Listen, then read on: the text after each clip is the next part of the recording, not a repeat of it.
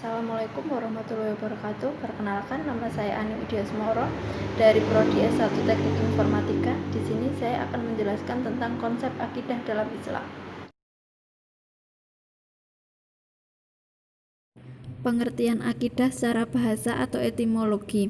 Kata akidah diambil dari kata dasar al-aqdu, yaitu ar-robat atau ikatan. Akidah artinya ketetapan yang tidak ada keraguan pada orang yang mengambil keputusan. Sedang pengertian akidah dalam agama maksudnya adalah berkaitan dengan keyakinan, bukan perbuatan, seperti akidah dengan adanya Allah dan diutusnya pada Rasul. Bentuk jamak dari akidah adalah aqaid. Akidah Islam itu sendiri bersumber dari Al-Quran dan As-Sunnah, bukan dari akal atau pikiran manusia. Akal pikiran itu hanya digunakan untuk memahami apa yang terkandung pada kedua sumber akidah tersebut, yang mana wajib untuk diyakini dan diamalkan. Pengertian akidah secara istilah atau terminologi.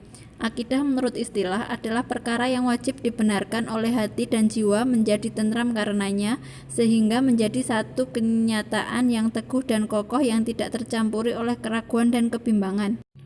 Ruang lingkup pembahasan akidah. Yang pertama, uluhiyah, yaitu pembahasan tentang segala sesuatu yang berhubungan dengan ilahi seperti wujud Allah dan sifat-sifat Allah. Yang kedua, rububiyah, yaitu mengesahkan Allah dalam perbuatannya, yakni mengimani dan meyakini bahwa hanya Allah yang mencipta, menguasai, dan mengatur alam semesta ini. Yang ketiga, ruhiyah, yaitu pembahasan tentang segala sesuatu yang berhubungan dengan alam metafisik seperti malaikat, jin, iblis, syaitan, roh, dan lain sebagainya. Yang keempat, nubuwah atau kitab, yaitu pembahasan tentang segala sesuatu yang berhubungan dengan nabi dan rasul, termasuk pembahasan tentang kitab-kitab Allah, mukjizat, dan lain sebagainya. Yang kelima, samiyah, yaitu pembahasan tentang segala sesuatu yang hanya bisa diketahui lewat sam'i atau dalil nakli berupa Al-Quran dan Sunnah, seperti alam barzah, akhirat, alam kubur, tanda-tanda kiamat, surga dan neraka, dan lainnya. Sumber akidah. Akidah bersumber dari Allah yang mutlak, maka kesempurnaannya tidak diragukan lagi. Ada beberapa dalil akidah dalam Al-Quran. Yang pertama, Quran Surat Al-Kahfi ayat 110, Quran Surat Az-Zumar ayat 2, 3, dan 65, Quran Surat An-Nahl ayat 36, Quran Surat Al-A'raf ayat 59, 65, 73, dan 85. Fungsi akidah. Yang pertama, akidah dapat menimbulkan optimisme dalam kehidupan. Yang kedua, akidah dapat menumbuhkan kedisiplinan. Yang ketiga, akidah berpengaruh dalam peningkatan etos kerja. Yang keempat, membebaskan kita dari ubudiyah atau penghambaan selain kepada Allah, baik bentuknya menghamba kepada kekuasaan, harta, pimpinan, maupun yang lainnya. Yang kelima, membentuk pribadi yang seimbang, yaitu selalu taat kepada Allah baik dalam keadaan suka maupun duka.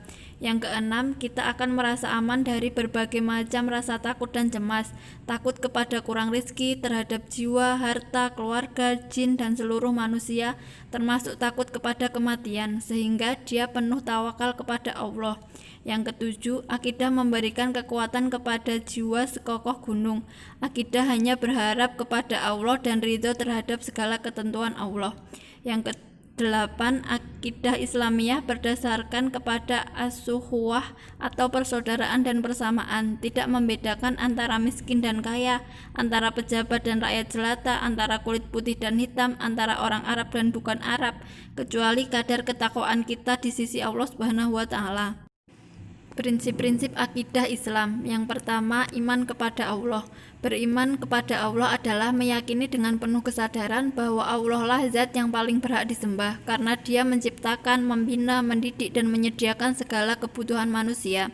Yang kedua, iman kepada malaikat. Beriman kepada malaikat adalah meyakini dengan penuh kesadaran bahwa Allah menciptakan makhluk dari cahaya. Sifat-sifat malaikat diantaranya, yang pertama, selalu patuh dan taat kepada Allah. Yang kedua, sebagai penyampai wahyu. Yang ketiga, diciptakan dari cahaya. Yang keempat, mempunyai kemampuan yang luar biasa. Yang ketiga, iman kepada kitab suci atau Al-Quran.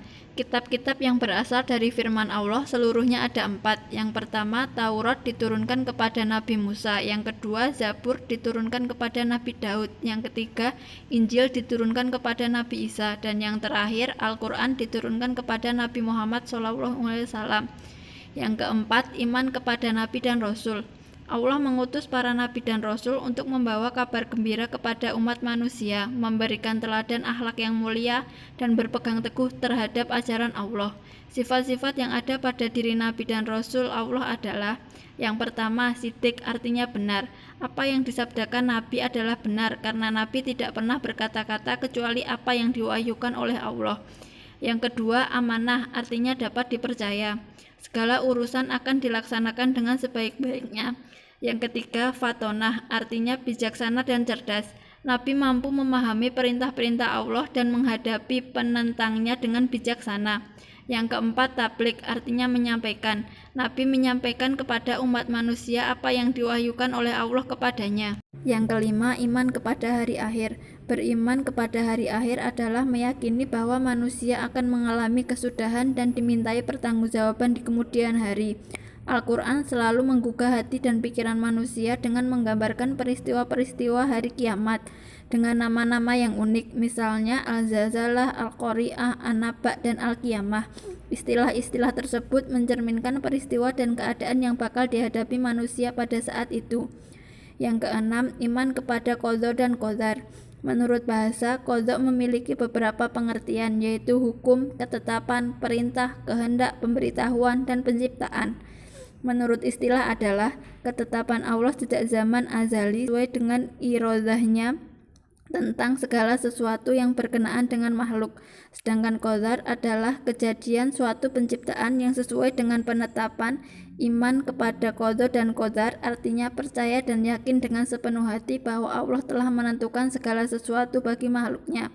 Para ulama dalam membagi takdir menjadi dua macam, yaitu yang pertama, takdir mu'alaq adalah takdir yang berkaitan dengan ikhtiar atau usaha. Misalnya, manusia miskin berubah menjadi kaya atas kerja kerasnya.